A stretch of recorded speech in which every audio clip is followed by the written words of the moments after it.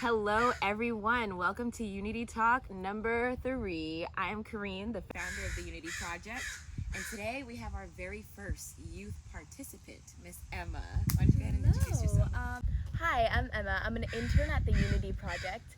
Right now, my life is focused on academics, sports, and art. Yeah. Cool. Let's jump right in.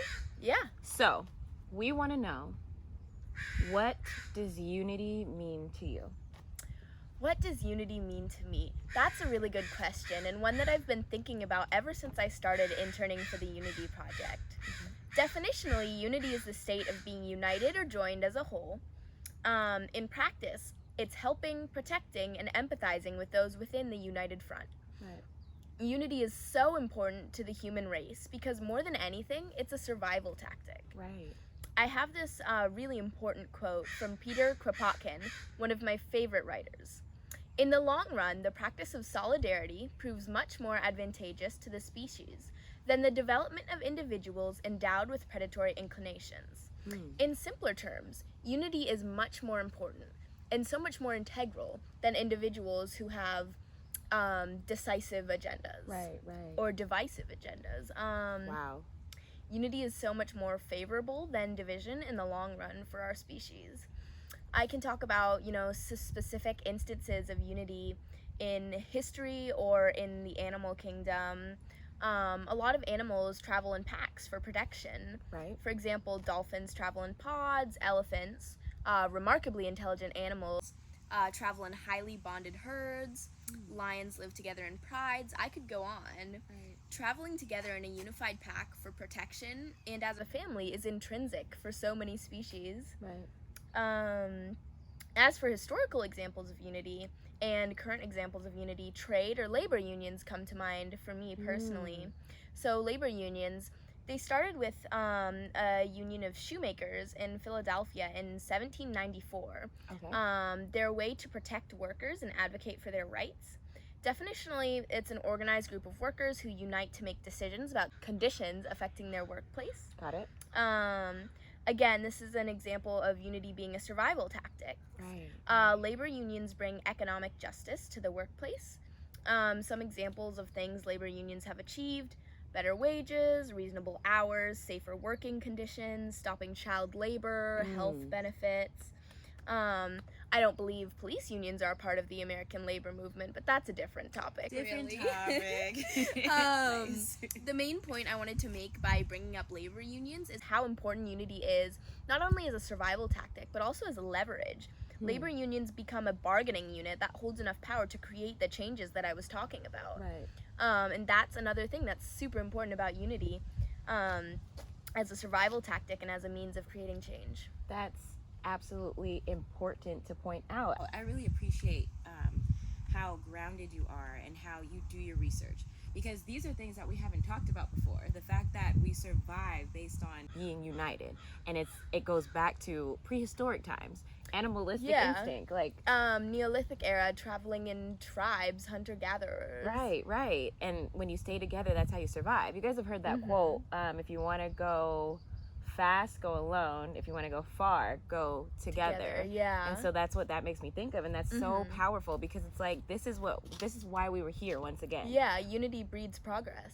Boom. Unity breeds progress. I love that. Yeah.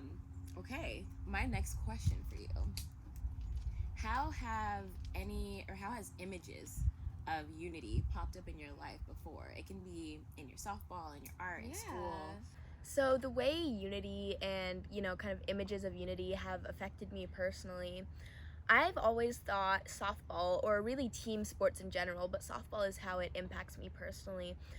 Team sports are really one of the greatest kind of ways unity can impact us in our day-to-day lives, because a lot of children play, team sports. Right. And there's something about becoming a united front to achieve a shared goal that's so important. Right. How does it make you feel being a part of a team? It's a feeling, it's really hard to describe concisely. I'd say there's something about my softball teammates are more so my sisters now. Wow. They're such a huge support system on and off the field. It's really important because humans are pack animals. We have to bond. Right. I think it's I studied this in psychology in college. Yeah. It's like a human necessity to be able to connect, at the very least connect. Why else? And again, that's the recurring theme. Why are we all here on the planet if we can't connect and unite in some type of way? So for me, that's powerful to think about. Like, there are so many different teams. Yeah. Why do we have clubs at middle schools and high schools? Why do athletes, grown men and women, play sports professionally?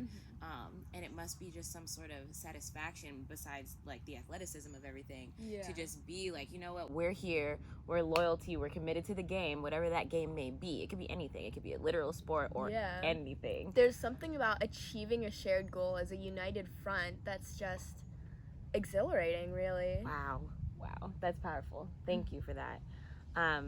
Okay, would you like to move on to the next question? Yeah. All right, let's see. So we talked about what unity means to you and how images of unity pop up in your regular day-to-day life. Now this one is a little more tough, I think, personally. Do you believe that global unity, meaning everyone, I mean obviously not every single however many billion trillions of people, but do you think the majority of the world can actually get on board with something like the Unity Project? Literally just saying, you know what, it doesn't matter what you think, how you feel, and how you dress and how you express yourself. I respect you as a human, and therefore we can coexist. Do you think that's possible realistically? Yeah, I mean, I think I'm gonna make an art analogy here. Okay. Talking about communication. Okay. So there are so many different languages, right? There's like there's no one global language. All of us are so different. Right. But, you know, if you draw a flower, everybody's gonna recognize it. And if you look at some of the art that has been done specifically for the Unity Project, the logo, like all the hands holding a heart, something about that will resonate with everybody, I believe. Wow. Can we just take a moment to bask in that? That's beautiful. I never thought of it. And this is why it's so important to have a Unity talk with so many different people, different ages, different backgrounds, because I learned something new. Therefore, the world and all the viewers are learning something new every single time. Everyone in the world, regardless of the fact that we do not speak the same language and don't even have the same customs or traditions most of the time, will recognize a flower if you draw one. I feel like mic drop, enough said. That's beautiful. Wow, that was my hardest question. So I guess what we can finish with is, do you have any last minute comments on concrete action that people can take towards unity? For example, I'm working on developing a system where people can use a kit to drop off at their neighbor's house so that we know who we're living next to, for example. That's concrete action, saying, hey, I live next door, nice to meet you, let's get to know each other. Yeah, bringing it back to labor union, support your local labor unions, right? Support small businesses in your area, reach out, make connections, create networks of unity around you and around the people near you. It's so important. I agree. Take it from Emma, guys, if you can, in any way. Take some time every day if you think about it. And if you can't, follow our page on Instagram at Understand4Unity, because we'll remind you how important it is to make these small connections, because they really can change somebody's life, and they really can give someone a different perspective on who you are and how to go about eliminating judgment so that we can all just get along and coexist. Any last minute comments? Anything you want to share with us? Tell us about what you've got going on. I just want to say thank you so much for letting me come on as a guest. I think these Unity Talks are so important. Again, I've watched all of them, looking at kind of the variety of people and the variety of perspectives, kind of opened up my worldview a little bit. Wow, that's so important for the youth, because you guys truly are the leaders. I mean, that's another reason why I wanted to have you on, and why I was so excited when you said, I want to do one, is because you guys, it really is like, you guys can teach old dogs new tricks. There's a lot of people, I think, who are older, who are stuck in observing the world in a certain way because of how it was before the digital age.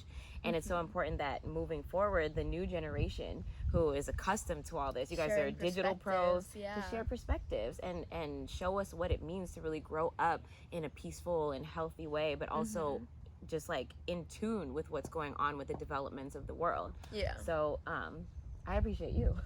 Thank you. All right, well, we're gonna sign off then. Thank you guys for tuning in, and Next Unity Talk next Wednesday. Great.